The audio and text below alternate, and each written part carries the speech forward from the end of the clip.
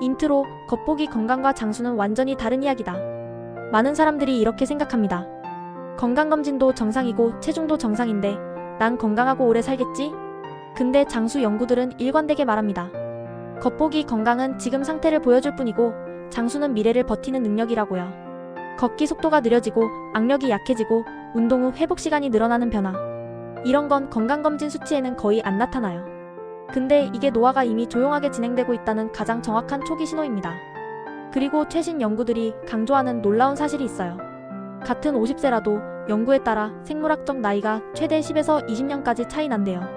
DNA 메틸화, 염증 수준, 보행 속도, 심폐능력 같은 기능 기반 지표들이 실제 노화 속도를 훨씬 정확하게 반영하거든요. 결국 우리는 이렇게 묻게 됩니다. 겉으로 건강해 보이는 사람과 오래 사는 사람은 무엇이 다른가? 파트 1 체중은 착시를 만들고 기능은 진짜 건강을 드러낸다. 2013년 메타 분석을 보면 약간 당황스러운 결과가 있어요.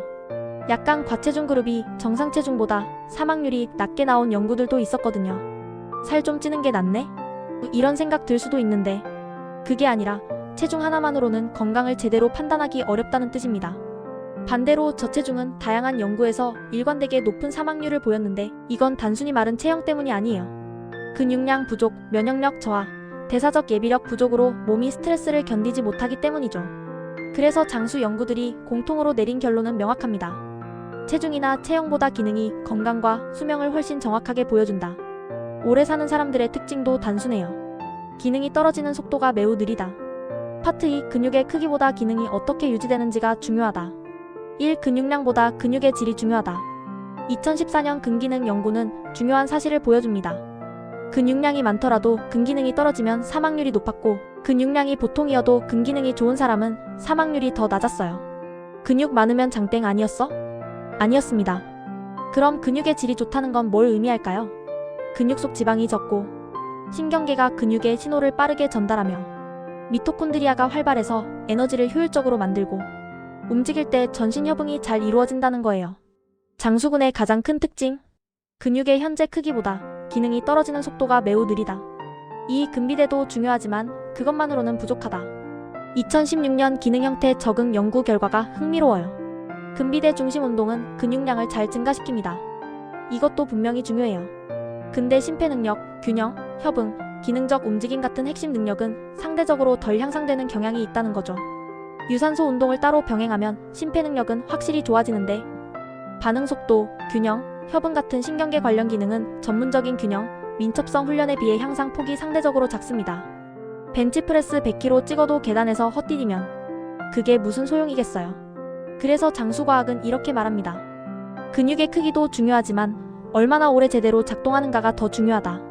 3. 근감소와 단백질 부족은 노화를 빠르게 만든다. 30대 후반에서 40대부터 근육은 서서히 줄어들기 시작하고 50대 이후에는 감소 속도가 더 빨라지는 경향이 있습니다. 나이 들면 다 그런 거 아니야? 맞아요. 근데 문제는 속도예요. 단백질이 부족하거나 활동량이 적으면 이 감소 속도가 훨씬 빨라지고 보행 속도, 악력, 대사 기능 전반이 함께 무너집니다.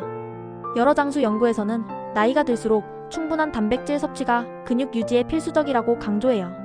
특히 일부 연구에서는 아침 식사에 단백질을 충분히 섭취하고 하루 전체 섭취를 균등하게 나눈 사람들일수록 근육량 유지에 더 유리한 경향이 보고됐습니다.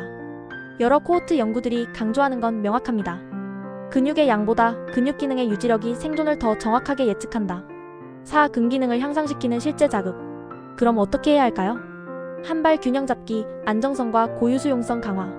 런지 스텝업, 실제 움직임 기반의 하지 기능 향상. 캐틀벨 스윙, 전신 협응과 근질 자극. 짧은 점프, 푸서크, 신경계 반응 속도 향상. 이런 기능적 자극들이 근육의 질, 협응력, 속도, 균형을 동시에 높여줍니다. 헬스장에서 삼두 하나 더 치는 것보다 훨씬 중요할 수도 있다는 거죠. 파트 3 악력, 보행 속도, 회복력은 숨겨진 생존 점수. 건강검진으로는 알 수 없지만 장수를 정확하게 예측하는 지표들이 있어요. 악력은 단순한 손님이 아닙니다. 전신 기능과 회복 능력을 반영하는 강력한 지표예요. 보행 속도는 심장, 근육, 신경계가 얼마나 효율적으로 협력하는지를 보여줍니다. 빠르게 걸을 수 있다는 것 자체가 건강 상태가 좋다는 증거죠. 계단 오르기는 심폐능력과 근기능을 동시에 평가할 수 있어요. 2019년 유럽심장학회에서 발표된 연구를 보면 짧은 시간 안에 여러 층 계단을 오르지 못하는 사람들이 심혈관 사망 위험이 유의하게 높게 나타났습니다. 아파트 엘리베이터 고장났을 때 3층 올라가는데 숨차면 좀 심각하게 생각해봐야 한다는 거예요. 운동 후 회복 속도는 노화의 거울입니다. 클리블랜드 클리닉에서 수만 명을 대상으로 한 연구를 보면 트레드밀 검사로 측정한 심폐체력이 가장 낮은 그룹이 엘리트 수준 그룹보다 전체 사망률이 약 5배 높게 나타났어요. 또 다른 연구들에서는 운동 후 1분 동안 심박수나 산소 소비량이 얼마나 빨리 떨어지는지 같은 회복 지표들이 여러 연구에서 사망률과 연관된다는 결과가 반복적으로 보고됐습니다. 회복이 빠른 사람일수록 노화가 느리고 회복이 느릴수록 노화가 이미 진행되고 있다는 뜻이죠. 이런 기능 지표들은 숫자로 나타나는 검진 수치보다 훨씬 정확하게 미래 건강을 예측합니다. 파트 4 기능 저하가 곧 노화 가속인 이유. 나이가 들면 체내에 미세한 염증이 서서히 쌓입니다. 이 만성 저등급 염증이 문제예요. 근육 기능을 떨어뜨리고 에너지 생산 시스템인 미토콘드리아의 효율을 낮추며 회복 속도를 느리게 만들고 신경계 반응까지 둔화시킵니다. 즉 기능이 떨어진다는 건 근육, 대사, 염증, 신경계가 동시에 약해지는 전신적 변화라는 거죠. 흥미로운 건 100세 이상 장수인들을 분석한 일부 연구에서는 CRP, IL6 같은 염증 수치가 일반 노인 집단보다 낮게 유지되는 경향이 보고됐다는 거예요. 즉 오래 사는 사람들은 염증을 열심히 관리하는 게 아니라 애초에 염증이 쌓이는 속도 자체가 느린 겁니다. 관리의 문제가 아니라 타고난 거네? 그것도 있지만 생활 습관으로 염증 쌓이는 속도를 늦출 순 있어요. 파트 5 기능이 떨어지면 모든 질환 위험이 동시에 올라간다. 여기서 흥미로운 건 기능 저하가 특정 부위만의 문제가 아니라는 거예요. 퓨어 연구에 따르면 악력이 낮은 사람들이 심혈관 질환 위험과 암, 호흡기 질환으로 인한 사망이 여러 연구에서 더 높게 나타나는 경향이 보고돼 있습니다.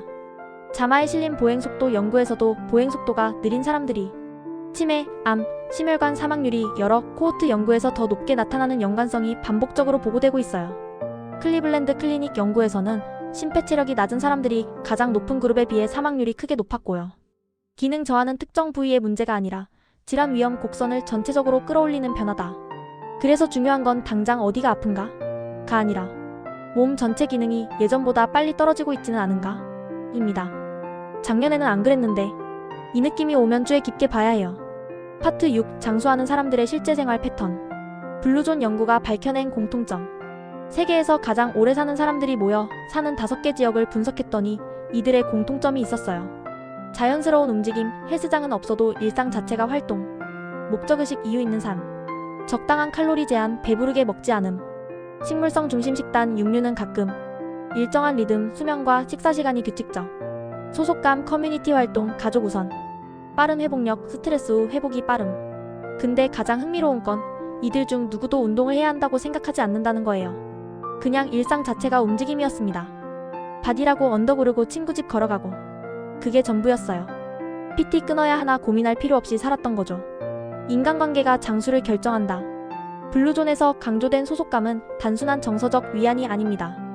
하버드 성인 발달 연구는 80년 동안 수백 명을 추적했는데 놀라운 사실을 밝혀냈어요. 좋은 인간관계가 건강과 장수를 가장 정확하게 예측했습니다.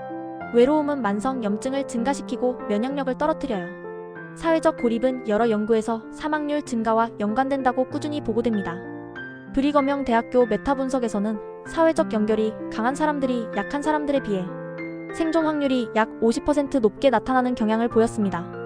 즉 기능만큼이나 누구와 어떻게 살아가는가도 장수를 결정하는 핵심 요소입니다.